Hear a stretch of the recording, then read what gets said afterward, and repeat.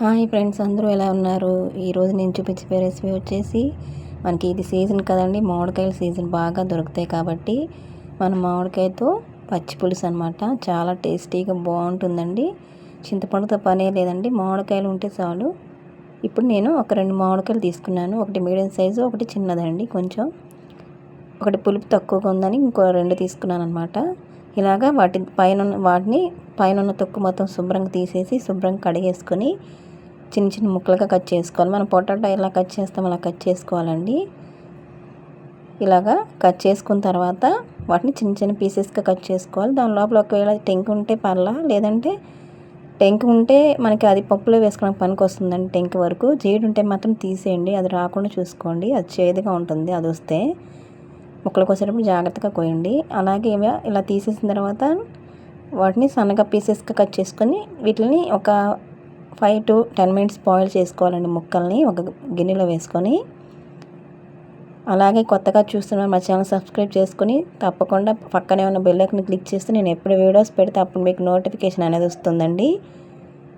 అలాగే ఈ రెసిపీస్ నచ్చినట్లయితే మీ ఫ్యామిలీ మెంబర్స్ కూడా షేర్ చేసి లైక్ చేయడం మాత్రం మర్చిపోవద్దు. అలాగే ఈ రెసిపీ ఎలా వచ్చిందో నాకు ట్రై చేసి కామెంట్ సెక్షన్లో కామెంట్ చేయండి. అలాగే ఇదిగోండి, ఒక బౌల్లో తీసేసుకొని వాటిని ఒక 10-15 నిమిషాలు 5 to 10 minutes బాయిల్ చేసుకోవాలి. 15 నిమిషాలు కూడా అవసరం లేదు, మామిడికాయ ముక్కలు తొందరగా ఉడికిపోతాయండి. ఇలా ఒక గ్లాస్ వాటర్ పోసుకొని అందులో మనం స్టవ్ మీద పెట్టి ఉడకబెట్టేసుకోవాలి. నేను పెట్టే వీడియోస్ మీకు నచ్చినట్లయితే తప్పకుండా మీ ఫ్యామిలీ మెంబర్స్ షేర్ చేయండి. తప్పకుండా మా ఛానల్ సబ్స్క్రైబ్ చేసుకోవడం మాత్రం మర్చిపోవద్దు.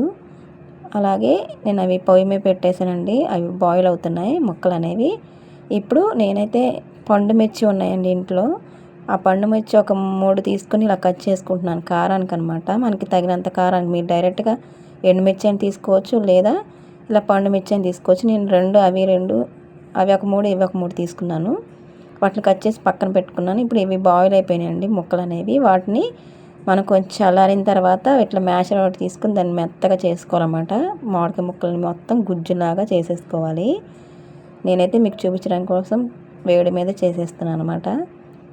కొంచెం చల్లారిన తర్వాత చాలా ఈజీగా అయితే మ్యాష్ అయిపోతాయి మొత్తం. చూసారా, మనకి ఎక్కువ టైం పడుతుందండి మామిడికాయలు ఉడకటం. ఇలా ఉడికిన తర్వాత దాన్ని మెత్త పేస్ట్లా చేసేసి మీకు ఎంత పులుపు అయితే తినగలుగుతారో అంతవరకు వాటర్ పోసుకోండి. పులుపుని చూసుకొని వాటర్ పోసుకోండి. అలాగే మీరు ఆ చిక్కదనాన్ని బట్టి వాటర్ పోసుకోండి, మరీ నీళ్ళుగా చేసుకోకూడదు ఇది. ఇప్పుడు ఇది మెత్తగా అయిపోయిందండి, పక్కన పెట్టేసి మనం దీనికోసం పోపు వేసుకుందాం. స్టవ్ మీద పెట్టేసి మనం కట్ చేసి పెట్టుకున్నాం కదండి ఎండుమిర్చి, పచ్చిమిర్చి, పండుమిర్చి, వాటిని తాలింపు వేసుకోవాలన్నమాట. ఇప్పుడు నేనైతే 2 గ్లాసుల వరకు అయితే నీళ్ళు తీసుకున్నానండి. నేను తీసుకున్న మామిడికాయలకి నాకు సరిపోని నీళ్ళు అయితే పోసుకున్నాను అనమాట. తర్వాత మనకి తగినంత సాల్ట్ వేసుకొని ఒకసారి బాగా మిక్స్ చేసి పక్కన పెట్టుకొని పోపు వేసుకుందాం. ఇప్పుడు స్టవ్ మీద ప్యాన్ పెట్టుకొని ఒక 2-3 టేబుల్ స్పూన్ ఆయిల్ వేసుకున్నాను. అలాగే పోపు దినుసులన్నీ వేసుకుంటున్నాను.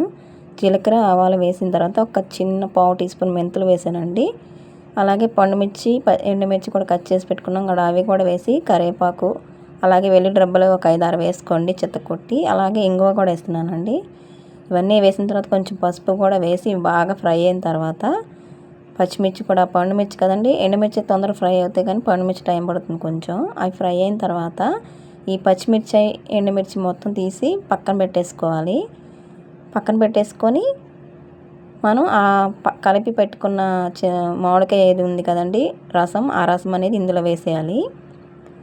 ఇవి ఎందుకు పక్కన పెట్టానంటే మీకు చూపిస్తాను. ఇప్పుడు ఇవి రసం అంతా అందులో పోసేసి ఒకసారి కలుపుకొని మీరు ఉప్పు ఒకసారి చూసుకోండి, చెక్ చేసుకోండి. ఇప్పుడు ఆ తీసి పెట్టుకున్న పండుమిర్చిలో మనం పచ్చి ఉల్లిపాయ ముక్కలు వేసుకోవాలండి. ఒక మీడియం సైజు ఉల్లిపాయ కట్ చేసి సన్నగా వేసుకుంటున్నాను. అలాగే కొత్తిమీర కూడా వేసుకొని వాటిని బాగా ఎండుమిర్చి అవన్నీ కలిసే వరకు బాగా ఇలాగా నలపాలండి, బాగా పిసికేయాలన్నమాట. మనకి ఆ పచ్చిమిర్చి అందులో ఉన్న కారం అంతా బయటకు వచ్చేలాగా మనం ఇలా మొత్తం బాగా కలిపేసిన తర్వాత ఇవి మొత్తం తీసుకెళ్ళి దాంట్లో వేసేయాలండి. మనం తాలింపు వేసుకుని పక్కన పెట్టుకున్న దాంట్లో వేసేసుకొని మనం ఒకసారి ఉప్పు చెక్ చేసుకోండి సరిపోయిందో లేదో. ఇలా అంతేనండి, చాలా ఈజీగా మనకి ఈ సీజన్లో దొరుకుతాయి కాబట్టి మనం ఈ సీజన్లో చేసుకోగలం కాబట్టి ఒకసారి ఇలా ట్రై చేయండి, మీకు చాలా నచ్చుతుంది. రైస్లో చాలా బాగుంటుంది. మీరు తప్పకుండా ఈ రెసిపీ ట్రై చేసింది ఎలా వచ్చిందో కామెంట్ సెక్షన్లో కామెంట్ చేయండి. సబ్స్క్రైబ్ చేసుకోవడం మాత్రం మర్చిపోవద్దు. Thanks for watching.